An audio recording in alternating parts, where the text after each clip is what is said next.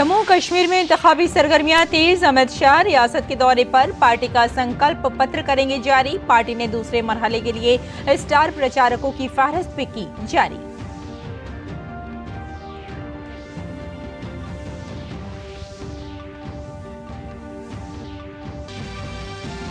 आरजेकर medical corruption मामले में ED की बड़ी कार्रवाई। साबिक प्रिंसिपल संदीप घोष और उनके नजदीकी साथियों के ठिकानों पर छापे। कोलकाता और उसके आसपास तकरीबन 6 मकामात पर ईडी के छापे जारी।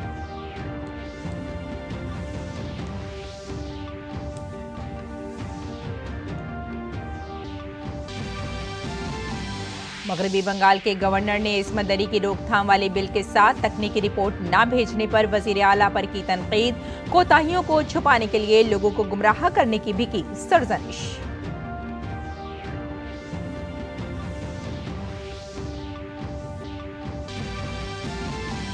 वज़ीर आज़म नरेंद्र मोदी आज आबी तहफ़्फ़ुज़ में अवामी शिराकतदारी की पहल के आगाज़ के मौके पर करेंगे खिताब। पूरे गुजरात में तकरीबन 24,800 बारिश के पानी को जखीरा करने के ढांचे की तामीर करना है पहल का मकसद।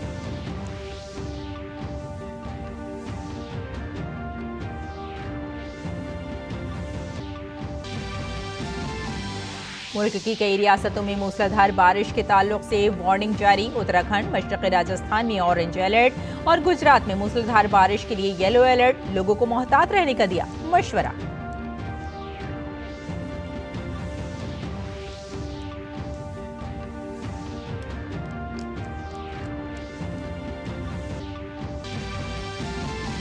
पेरिस पैरालंपिक में आज पैरा एथलेटिक्स और पैरा पावर लिफ्टिंग में नजर आएगी भारत की ताकत। कपिल परमार ने कल पैरा जूडो में जीता था कांसे का तमगा। भारत ने अब तक 25 तमगे जीते।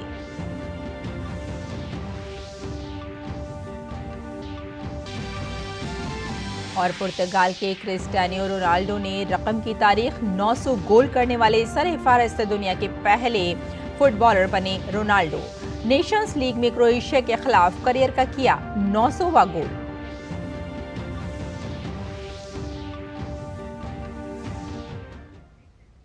आदाब नाजरीन, खबरनामे में आपका इस्तकबाल है। मैं हूं आपके साथ रेशमा फारूकी। जम्मू और कश्मीर में इंतखाबी सरगर्मियां तेज हो गई हैं। बीजेपी के सीनियर लीडर और वजीर दाखिला अमित शाह आज से रियासत के दौरे पर होंगे। अमित शाह अपने दौरे का आगाज इंतखाबी मुहिम से करेंगे और पार्टी का मंशूर जारी करेंगे। बाद अज़ां शाम को वो पार्टी रहनुमाओं के साथ मीटिंग की सदारत करेंगे और पार्टी कारकुनों के एक वफ्द से मुलाकात करेंगे। अमित शाह हफ्ते को एक रैली से भी खिताब करने वाले हैं। काबिल जिक्र है कि अमित शाह की जम्मू से इंतखाबी मुहिम शुरू करने का मकसद इलाके के लोगों को उनकी फलाह बहबूद और तरक्की के तई बीजेपी के अज़्म के बारे में यकीन दिलाना है। रियासत में असेंबली इंतखाबात 3 मरहलों में होंगे। पहले मरहले के लिए वोटिंग 18 सितंबर को होगी। बीजेपी ने जम्मू और कश्मीर असेंबली इंतखाबात के दूसरे मरहले के लिए स्टार मुहिम चलाने वालों की फहरिस्त जारी की है। इस फहरिस्त में वजीर आजम नरेंद्र मोदी, मरकजी वजीर जेपी नड्डा, अमित शाह, राजनाथ सिंह, नितिन गडकरी, उत्तर प्रदेश के वजीर आला योगी आदित्यनाथ और राजस्थान के वजीर आला भजन लाल शर्मा समेत कई रहनुमाओं के नाम शामिल है।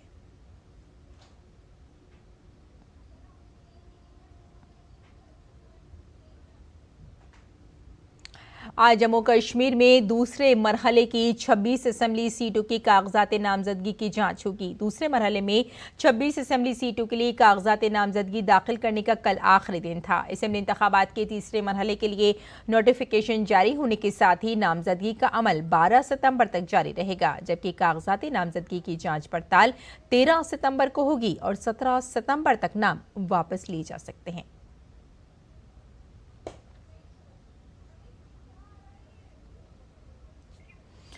आगे बढ़ते हैं। CBI RG Kar medical college Kolkata के साबिक प्रिंसिपल संदीप घोष के खिलाफ माली बेज़ाब्तगियों के इल्जामात की जांच कर रही है। अब इन्फोर्समेंट डायरेक्टोरेट भी तहकीकात में शामिल हो गई है।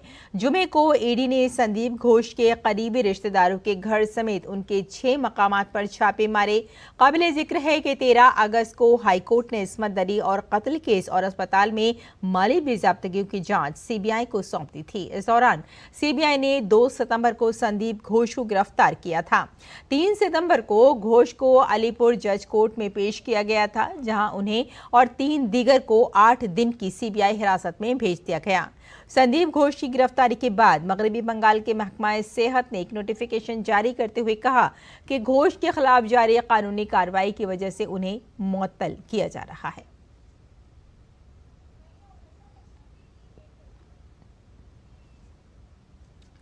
और मगरबी बंगाल के गवर्नर सीवी आनंद बोस ने असेंबली से मंजूर शुदा इस्मत दरी की रोकथाम वाले बिल के साथ तकनीकी रिपोर्ट भेजने में नाकाम रहने पर वजीर आला ममता बनर्जी पर तनकीद की है। कवायद के मुताबिक हुकूमत का फर्ज है कि बिल की मंजूरी का फैसला करने से पहले तकनीकी रिपोर्ट भेजे। ये पहला मौका नहीं है जब हुकूमत ने तकनीकी रिपोर्ट को रोका हो और राजभवन को बिलों को रोकने का जिम्मेदार ठहराया हो। गवर्नर ने हुकूमत को ऐसे अहम मामला में अपना होमवर्क करने का मशवरा दिया है। गवर्नर ने कहा कि बंगाल बिल आंध्र प्रदेश, महाराष्ट्र और अरुणाचल प्रदेश में मंजूर शुदा इसी तरह के बिलों की नकल है, ये चाहते हुए कि इनमें से कुछ बिल सदर जमहूरिया की मंजूरी के मुंतजिर हैं। ममता बनर्जी सिर्फ बंगाल के लोगों को धोखा देने के लिए पड़ताल की धमकी दे रही हैं। गवर्नर ने मुतासिरा के वालिदैन के जज्बात को नजरअंदाज करते हुए इतने हसास मामले पर सियासी हरबों पर बरहमी का इजहार किया है। गवर्नर ने वजीर आला को मशवरा दिया कि ईमानदारी बेहतरीन पॉलिसी है। सीवी आनंद बोस ने तबसरा किया, ये आधे सच पर चलने वाली आधी अक्ल की हुकूमत लगती है। वजीर आजम नरेंद्र मोदी आज जल संचय जन भागीदारी पहल के इफ्तिताही प्रोग्राम से खिताब करेंगे। वजीर आजम वीडियो कॉन्फ्रेंसिंग के जरिए सूरत में मुनक्किद होने वाले जल संचय जन भागीदारी इक़दाम प्रोग्राम से खिताब करेंगे। इस इक़दाम का मकसद पानी का तहफ़्फ़ुज़ करना है, जिसमें कम्युनिटी की शमूलियत और मिल्कियत पर जोर दिया जा रहा है। ये पूरे मुआशरे और पूरे हुकूमती नुक्ता नज़र से चलता है। इस इक़दाम का मकसद पूरे गुजरात में तकरीबन 24,800 बारिश के पानी को ज़ख़ीरा करने के ढांचे की तामीर करना है। इसका मकसद आबी तहफ़्फ़ुज़ को कौमी तरजीह बनाने के वज़ीर आज़म के अज़्म को पूरा करना है। आगे बढ़ते हैं। वज़ीर दिफा राजनाथ सिंह ने कल जॉइंट कमांडर्स कॉन्फ्रेंस के दूसरे और आखिरी दिन उत्तर प्रदेश के दारुल हुकूमत लखनऊ में पहली मुश्तरका कमांडरों की कॉन्फ्रेंस की सदारत की। उन्होंने कौमी मफादात की हिफाजत करने और आत्मनिर्भर भारत के विजन को आगे बढ़ाने में मुसल्लह अफवाज के कीमती ताउन की तारीफ की और तीनों अफवाज के दरमियान इश्तराक और नबात को आगे बढ़ाने के लिए की जाने वाली कोशिशों की सताइश की। कॉन्फ्रेंस के मौजू सशक्त और सुरक्षित भारत मुसल्लह अफवाज की तब्दीली के मुताबिक वज़ीर दिफा ने कहा कि भारत एक अमन पसंद मुल्क है और मुसल्लह अफवाज को अमन को बरकरार रखने के लिए जंग के लिए तैयार रहने की ज़रूरत है। उन्होंने इश्तियाल अंगेज़ों के लिए हम आहंगी, तेज़ और मुनासिब रद्द-ए-अमल पर जोर देते हुए मुश्तरका फ़ौजी विजन को तैयार करने और मुस्तक़बिल की जंगों में मुल्क को दरपेश चैलेंजेस के लिए तैयारी करने की अहमियत पर जोर दिया। आगे बढ़ते हैं। बारिश ने मुल्क भर की कई रियासतों में तबाही मचा रखी है। उत्तराखंड और मशरक़ी राजस्थान में भारी बारिश के इम्कान की पेश नज़र महकमा मौसमियात ने आज और ऑरेंज अलर्ट जारी किया है। उत्तराखंड के देहरादून, चमोली और नैनीताल अजला में शदीद बारिश का अलर्ट जारी किया गया है। रुद्रप्रयाग, अल्मोड़ा, चंपावत और टिहरी अजला में हल्की से दरमियानी बारिश हो सकती है। मशरक़ी राजस्थान के कई अजला में तेज बारिश का इम्कान है। राजस्थान के 18 अजला के लिए येलो अलर्ट जारी किया गया है। गुजरात के कई अजला में मूसलाधार बारिश की वजह से निज़ाम ज़िंदगी दरहम बरहम हो गया है। महकमा मौसमियात ने वलसाड, नौसारी, सूरत, भावनगर, अमरेली, साबरकांठा, मोहसाना, बनासकांठा, पटन और कच्छ में येलो अलर्ट के साथ अलग थलग मकामात पर भारी बारिश की पेशगोई की है।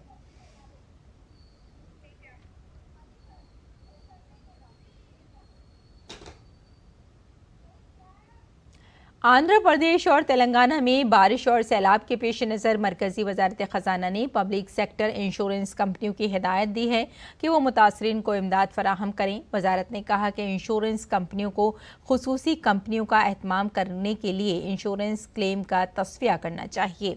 वजारत ने इंश्योरेंस क्लेम की तस्फिये के तरीक़ाकार को आसान बनाने की भी हिदायत दी है। इंश्योरेंस कंपनियों से कहा गया है कि वो नोडल अफसरों के नाम और फ़ोन नंबर की तशहीर करें जिनसे पॉलिसी होल्डर राब्ता कर सकते हैं। वजारत ने कहा कि मरकजी हुकूमत इस आफत से मुतासरा लोगों की मदद करने और इस बात को यकीनी बनाने के लिए पुरअज़्म है कि उन्हें जल्द अज जल्द तमाम ज़रूरी माली इमदाद मिल सके। उत्तराखंड हुकूमत ने एक अहम फैसला लेते हुए इसके तहत काम करने वाले अफसरान और मुलाजमीन को आरएसएस के प्रोग्रामों में हिस्सा लेने की इजाज़त दे दी है। Additional chief secretary Anand Vardhan के जारी करदा हुक्म के मुताबिक सरकारी मुलाजमीन अब आरएसएस के प्रोग्रामों और शाख मीटिंग में शिरकत कर सकते हैं। हुक्मनामे में वाज़ेह किया गया है कि अगर सरकारी मुलाजमीन यूनियन के प्रोग्रामों में शिरकत करेंगे तो उसे गवर्नमेंट सर्विस कंडक्ट रूल की खिलाफ वर्जी तस्वुर नहीं किया जाएगा। और नई दिल्ली के भारत मंडपम में जारी इंटरनेशनल सोलर फेस्टिवल में सोलर एनर्जी पर चलने वाले कॉम्पैक्ट चूल्हे भी देखे गए। ये सोलर चूल्हा जो कि साइज और वजन में बहुत छोटा है, दूर दराज के मकामात पर खाना पकाने में बहुत कारआमद साबित हो सकता है। ये छोटा चूल्हा कीमत में भी बहुत कम है, जिसे जल्द ही मार्केट में लाया जाएगा। हमारे नुमाइंदे अजीत द्विवेदी ने इसका जायजा लिया। इंटरनेशनल सोलर फेस्टिवल में कई आविष्कार जो है वो देखने को मिल रहे हैं। यहाँ पर कई ऐसे इनोवेशन हैं जो यहाँ पर की यूथ ने किया है और जो कि सोलर एनर्जी को किस तरीके से उपयोग किया जा सकता है, किस तरीके से रिमोट एरिया में जो है अपनी ज़रूरतें पूरी करने के लिए सोलर एनर्जी का उपयोग हो सकता है खाना पकाने में, उसका ये उदाहरण है। ये साइथर्व करके ये एक कह सकते हैं कि स्टोव है जो कि बैटरी और सोलर एनर्जी दोनों से चल सकता है। इसके बारे में आदित्य दवे जी हैं जो हमें बताएंगे। आदित्य जी, क्या डिवाइस है, ये किस तरीके से बनाया है और क्या काम आएगा ये बेसिकली एक बहुत सिंपल प्लेट है जिसके ऊपर आप रख के कोई भी टाइप का यूटेंसिल रखो और इसको स्टार्ट करो। आप या तो बैटरी या सोलर से कनेक्ट करो तो आप उसके ऊपर पानी, चाय, कॉफ़ी, बेसिक मैगी या ऐसी चीज़ें गर्म कर सकते हो और बना सकते हो। तो कितना इसको पावर चाहिए होगा अगर आप सोलर प्लेट से इसको डायरेक्ट कनेक्ट करें और सोलर एनर्जी से, और बैटरी से करें कनेक्ट तो कितना पावर चाहिए होगा? हमारे जो सोलर पैनल ये सब कुछ 12 वोल्ट डीसी पे बना हुआ है, मैक्सिमम 300 वाट पावर लेता है।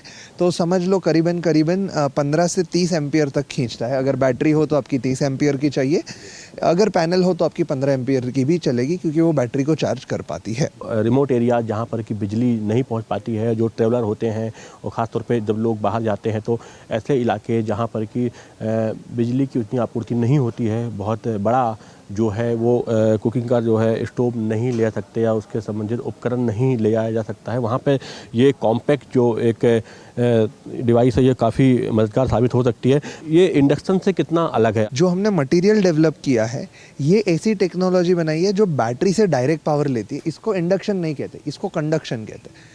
तो बहुत सिंपल, ये एक हीट को दूसरे धातु में ट्रांसफ़र करता है धीरे धीरे धीरे करके, इंडक्ट नहीं करता।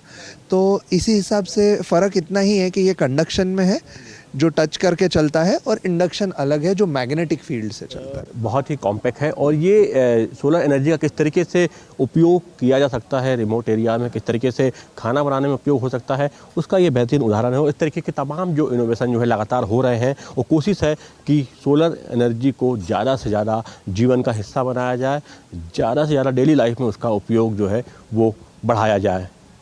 कैमरामैन शिव सुमन के साथ अजीत द्विवेदी, डीडी न्यूज़, दिल्ली। नई दिल्ली में भारत मंडपम में जारी बैनुल-अक़वामी सोलर फेस्टिवल में शमसी तवानाई से मुतालिक बहुत से आलात को भी दिखाया गया है। बिजली के साथ साथ इलेक्ट्रिक मिनी ट्रैक्टर और स्टेलर जो शमसी तवानाई से चार्ज किया जा सकता है उसको भी डिस्प्ले किया गया है। किसानों के इस्तेमाल वाले इन मुफीद आलात को न सिर्फ बिजली बल्कि शमसी तवानाई से भी चार्ज किया जा सकता है। हमारे नामानिगार अजीत द्विवेदी ने नुमाइश में इसका भी जायजा लिया। इंटरनेशनल सोलर फेस्टिवल में किसानों के लिए भी खास तौर पे इस तरीके के जो है मिनी ट्रैक्टर टिलर वो यहाँ पर प्रदर्शित किए गए हैं, लाए गए हैं, जो कि खास तौर पे जो है वो सोलर एनर्जी से चल सकते हैं और इसको चार्ज करने के लिए कोई बहुत ज़्यादा पावर की आवश्यकता नहीं पड़ती है। सोलर प्लेट के माध्यम से भी इसको चार्ज किया जा सकता है। तो कह सकते हैं कि ये सोलर एनर्जी से ऑपरेट हो सकते हैं और किसानों के लिए काफ़ी उपयोगी ये हो सकते हैं, जो कि कहीं पर भी इनको चार्ज किया जा सकता है बिना कोई रेगुलर पावर सपोर्ट के। सोलर एनर्जी से ये चार्ज हो सकते हैं। हमारे साथ जतिन कुमार जी, उनसे बात करते हैं क्या ये पूरा प्रोडक्ट है, किस तरीके से किसानों के लिए फ़ायदेमंद है। हमने ये प्रोडक्ट जो बनाया है ना, सिर्फ इसको ये बोल सकते हैं सोलर के साथ साथ ये जो घर पे हमारे बिजली आती है उससे भी चार्ज कर सकते हैं। इसकी दूसरी खास बात ये है कि हमने इसको सेम प्राइस रेंज पे रखा है ताकि ज़्यादा से ज़्यादा किसान इसको ट्राई कर सकें। ये नई टेक्नोलॉजी है लेके आए हैं हम, और इसकी जो खास बात है ये कि 1 घंटे अगर इसको आप चार्ज करते हो आपका मात्र 8 से 10 रुपये का खर्चा आता है, और अगर आप एक दिन इसको 5 से 6 घंटे चलाते हैं एक चार्ज करने के बाद तो आपका मात्र 35 से 40 रुपये का खर्चा आएगा, जो कि इसको अफोर्डेबल बनाता है। सोलर से इसको चार्ज करें तो किस तरीके से कितनी देर में चार्ज होगा, कितना इसको पावर चाहिए होगा? बेसिकली ये सोलर से भी चार्ज हो सकता है और आपके जो घर पे यूनिट जो मतलब जो इलेक्ट्रिसिटी आती है उससे भी चार्ज हो सकता है।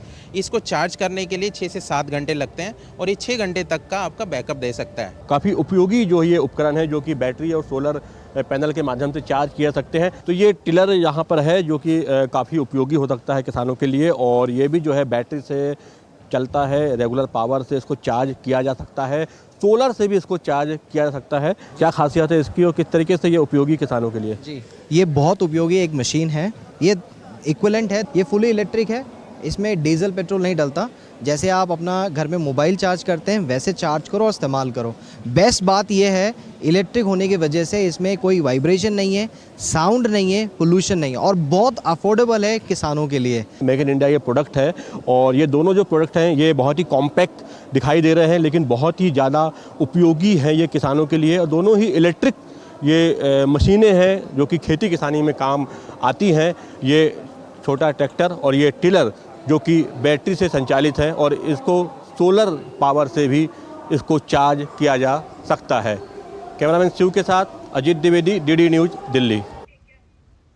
जम्मू और कश्मीर में आर्टिकल 370 की मनसूखी और स्मार्ट सिटी मिशन के साथ मरकज़ के ज़ेर इंतज़ाम इलाके के 2 शहरों जम्मू और श्रीनगर में तरक्की की कितनी लकीरें खींची गई हैं। जहां भारतीय जनता पार्टी ने स्मार्ट सिटी मिशन को तरक्की का नाम दिया, वहीं अपोजिशन ने इसे यकसर मुस्तरद कर दिया। आइए देखते हैं ज़मीनी हकीकत क्या है। जम्मू से हमारे नामा निगार धीरज कुमार की इस खुसूसी रिपोर्ट में। जम्मू में ICCC दरियाई साबरमती की तर्ज पर दरिया के महाज का तामीराती काम, पैदल चलने वालों के लिए 31 किलोमीटर फुटपाथ की तामीर, रिवर नहर पर 2 किलोमीटर ग्रीन वॉकवे, रघुनाथ मंदिर के बाजार और अतराफ की सड़कों की खूबसूरती, शहर में बुनियादी ढांचे की तरक्की, शहर के 24 बड़े रास्तों पर 100 बसों का चलना, ये सब जम्मू की जदीदियत को बयां कर रहे हैं, जिसका सेहरा बनता है स्मार्ट सिटी मिशन को। अगर हम आददोशुमार पर नजर डालें तो सिर्फ जम्मू शहर में स्मार्ट सिटी मिशन के तहत 127 और श्रीनगर में 132 स्कीमें नाफिज की गईं। इस वक्त जम्मू में 195 करोड़ रुपए के 10 और श्रीनगर में 446 करोड़ रुपए के 32 प्रोजेक्टों पर काम जारी है। तवी रिवर जम्मू सिटी के बीच में से गुजरती है, शहर को 2 भाग में बांटती है। इस नदी के किनारों पे पहले जहां कूड़ा और वेस्ट डंप किया जाता था, उस पूरे एरिया को बायो रेमीडिएट किया गया, यानी कि उसका पूरा वेस्ट वहां से हटाया गया। बाद में उस जगह पे कभी आगे फ्लड्स ना आए, उस जगह का जो रिवर एम्बैंकमेंट है उसको प्रोटेक्ट किया गया, और अलग अलग नाले जो उस जगह पे कूड़ा लेके जाते थे, सीवरेज लेके जाते थे, उन सभी नालों को बाईपास करते हुए वो सारा पानी सीवरेज का पाइप्स के थ्रू डाइवर्ट किया गया। बीजेपी के मुताबिक स्मार्ट सिटी मिशन ने जम्मू कश्मीर में तरक्की की रफ्तार को तेज कर दिया है। खासतौर पर 2019 में आर्टिकल 370 की मनसूखी के बाद स्मार्ट सिटी मिशन के जरिए रियासत में खूबसूरत सड़कें और बाजार बनाए गए। इसके अलावा दरियाए तावी पर साबरमती की तर्ज पर रिवर फ्रंट और मसनूई झील तामीर की जा रही है, जिससे सियाहत और रोजगार के मौके बढ़ेंगे। नरेंद्र भाई मोदी जी की सरकार बनी 2014 में, उसके बाद बड़ा परिवर्तन आया, और विशेष तौर पर 2019 के बाद जब से धारा 370 हटी है तो हर जगह बड़े बड़े प्रोजेक्ट जो हैं वो चल रहे हैं, विकास के कार्य चल रहे हैं और बॉर्डर भी शांत है। जम्मू अगर शहर की ही बात करें तो जम्मू शहर को सुंदर बनाने के लिए स्मार्ट सिटी के माध्यम से भी बहुत बड़े प्रोजेक्ट जो हैं वो चल रहे हैं। दूसरी तरफ कांग्रेस स्मार्ट सिटी मिशन को मुकम्मल तौर पर मुस्तरद कर रही है। कांग्रेस लीडरों के मुताबिक रिवर फ्रंट की तामीर जैसी स्कीमें मनमोहन सिंह की हुकूमत में आई थी। इसके साथ ही स्मार्ट सिटी मिशन ने तरक्की के नाम पर लोगों को गुमराह किया है। शहर तो कंजेस्टेड हो गया है, ये ऑलरेडी कंजेस्टेड सिटी था, ओल्ड सिटी था, और बाकी जो था ये स्मार्ट सिटी का ऐसा प्रोजेक्ट आया कि अब तो पैदल चलना मुश्किल हो गया। और अब देखिए, आप तो जम्मू शहर में थोड़ा घूम के देखिए कि आपको पता लगेगा कि जो सड़कें चौड़ी थी अब उनको इन्होंने तंग कर दिया। पैसे के यूटिलाइजेशन, पैसा खर्च जरूर हुआ होगा लेकिन उसका फायदा लोगों को नुकसान हुआ है, फायदा ठेकेदारों को और अफसरों को हुआ होगा। जम्मू की बहु असेंबली से पीडीपी के उम्मीदवार Virendra Singh Sonu smart city mission को बीजेपी लीडरों की जाती तरक्की समझते हैं। जहां पैसा लूटा गया, उनके लीडरों ने बड़ी रकम कमाई है। यहाँ स्मार्ट सिटी के नाम पे ठगी की गई है। स्मार्ट सिटी बनने के बाद पहली बारिश हुई है, पानी नाले में कम और लोगों के घरों में ज्यादा है। जम्मू में इल्जामात और जवाबी इल्जामात का सिलसिला जारी है, लेकिन ये सारी हकीकत सिर्फ अवाम ही जानती है कि स्मार्ट सिटी मिशन ने उनकी जिंदगियों को कितना बदल दिया है। जम्मू कश्मीर में 10 साल के बाद विधानसभा चुनाव हो रहे हैं तो मुद्दा यहाँ का विकास भी है। और अगर विकास में हम स्मार्ट सिटीज मिशन को शामिल करते हैं तो यहाँ के 127 प्रोजेक्ट, अकेले जम्मू के 127 प्रोजेक्ट नजीर बनकर सामने आते हैं। और इन प्रोजेक्ट में चाहे तावी नदी पर बना रिवर फ्रंट हो या ये जो वॉकवे कैनाल हो, इसका निर्माण शामिल है। कैमरामैन राधे कृष्णा के साथ धीरज कुमार, डीडी न्यूज, जम्मू। और आइए अब नजर डाल लेते हैं दिल्ली से शाये कुछ उर्दू अखबारात पर।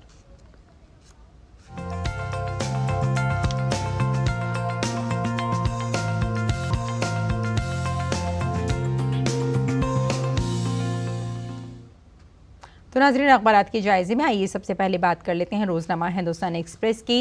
हिंदुस्तान एक्सप्रेस के सफ़े अव्वल की नाज़रीन ये सुर्खी है, वज़ीर आज़म नरेंद्र मोदी अपने सिंगापुर के दौरे पर थे और इसी दौरान हिंदुस्तान और सिंगापुर के दरमियान 4 मुफाहिमतनामों पर दस्तखत किए गए और साथ ही सरमायाकारी के लिए कई माहिरीन की वज़ीर आज़म से मुलाकात हुई है। सिंगापुर सिर्फ एक पार्टनर मुल्क नहीं है बल्कि तरक्की पजीर मुल्क के लिए एक तहरीक है। वज़ीर आज़म नरेंद्र मोदी ने नाज़रीन कल का ये बयान दिया है। और आइए अब नज़र डाल लेते हैं अगली सुर्खी पर। हिंद मुत्तहदा अरब अमारात के दरमियान सदियों पुरानी तहजीबी शराकत दारी है। अमारात के पार्लिमानी वफ़द ने पार्लियामेंट हाउस में लोकसभा स्पीकर ओम बिरला से मुलाकात की क्योंकि कल यौम असातिज़ा था। इस मौके पर बिरला ने कहा कि किसी भी समाज की तामीर में असातिज़ा का अहम रोल है। और अगली सुर्खी भी देख लेते हैं जल्दी से नाजरीन, ये हमने लिया है रोजनामा राष्ट्रीय सहारा से। जेलों को इजाफी अमला मिलने की राह हमवार, एलजी की हरी झंडी। 3247 असामियाँ बनाने की मंजूरी दी गई है और 6 माह के अंदर पुर करने की लेफ्टिनेंट गवर्नर की इंतजामिया को हिदायत दी गई। इसमें कई नौकरियां शामिल हैं, जैसे मुलाजमीन को तिहाड़ या फिर मंडोली और रोहनी जेल में तैनात किया जाएगा। अकाउंट्स ऑफिसर भी होंगे, सेक्शन ऑफिसर होंगे और असिस्टेंट और ड्राइवर की असामियाँ भी इसमें शामिल की गई हैं। इसके अलावा कई दीगर इसमें असामियाँ और भी हैं। और एक अच्छी खबर आपको बता देते हैं कि बुर्ज खलीफा के बाद दुनिया की दूसरी बुलंद तरीन इमारत की तामीर भी बहुत जल्द दुबई में ही होगी। एक शानदार इमारत आप देखेंगे। और एक और सुर्खी देख लेते हैं, गजा जंग ख़त्म करने के लिए नया अमरीकी मंसूबा 90% जिसे मंजूरी मिल चुकी है, लेकिन हमास ने इस कहा है कि इसकी कोई ज़रूरत नहीं है। ये हम आपको बता रहे हैं एक ख़ास खबर जो कि गजा जंग से मुताल्लिक़ है। और आपको बता दें कि जंग बंदी के लिए नई तजावीज़ की कोई ज़रूरत नहीं है, हमास का नाज़रीन ये कहना है। तो और अमेरिका ख़ुद हमास से मुज़ाकरात करे, यरगमालियों का ये मुतालबा था। और एक और अगली सुर्खी देख लेते हैं, गैर मुतवक्का चैलेंज भरे हालात से निमटने के लिए तैयार रहे अफवाज। जी हाँ, वज़ीर दिफा राजनाथ सिंह ने कल अफवाज से ख़िताब किया और उन्होंने कहा कि ख़ास तौर पर अगर गैर मुतवक्का कोई हालात पैदा होते हैं तो अफवाज को पूरी तरह से तैयार रहने की ज़रूरत है। और भी कई अहम मुद्दों पर उन्होंने अफवाज से बातचीत की। और एक और चलते चलते आखिरी सुर्खी भी नाजरीन देख लेते हैं, ये भी काफ़ी अहम हो जाती है। आपको बता दें कि एयर इंडिया ने जो जुमेरात को ऐलान किया कि एयर इंडिया एनडीसी को नाफिज करने वाली पहली हिंदुस्तानी एयरलाइन बन गई है। तो ये थी कुछ खास खबरें अखबार से, और आइए अब बुलेटिन की जानिब लौटते हैं। पेरिस में जारी पैरालंपिक गेम्स के 9वें दिन भारत के कई खिलाड़ी तमगों के लिए चैलेंज करेंगे। इससे पहले भारत ने 8वें दिन तक 25 तमगे जीते थे। भारत के खाते में अब तक 5 तिलाई, 9 चांदी और 13 कांसे के तमगे शामिल हैं। 6 दिसंबर को इस नंबर को आगे ले जाने की कोशिश करेगी, जिसने एथलेटिक्स में सबसे ज्यादा तमगे जीते हैं। आज इस इवेंट में भी तमगा जीतने के इरादे से उतरेगी भारत। कमल परमार ने जूडो में भारत को कांसे का तमगा दिलाने में कामयाबी हासिल की है। मर्दों के 60 किलोग्राम J1 जुमरे में आलमी नंबर 1 खिलाड़ी कपिल परमार ने ब्राजील के खिलाड़ी को शिकस्त देकर कांसे का तमगा जीता।